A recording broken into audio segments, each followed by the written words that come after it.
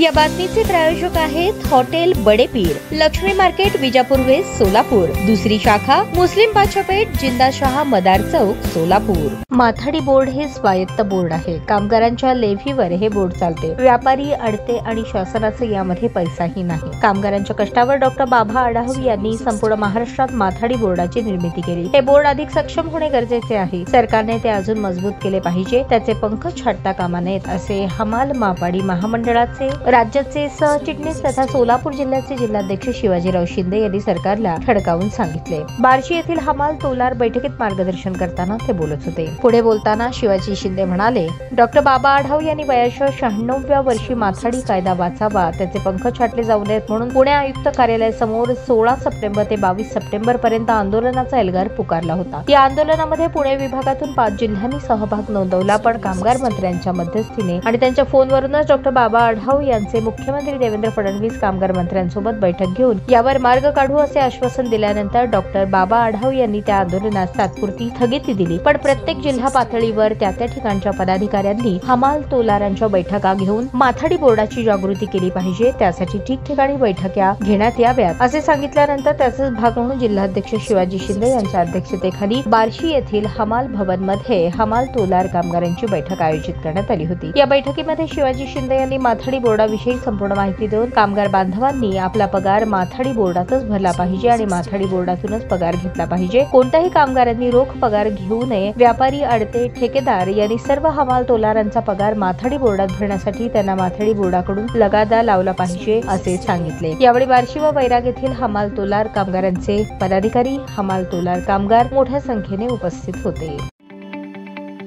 ताज्या बातम्या पाहण्यासाठी प्राईम महाराष्ट्र न्यूज चॅनलला सबस्क्राईब करा।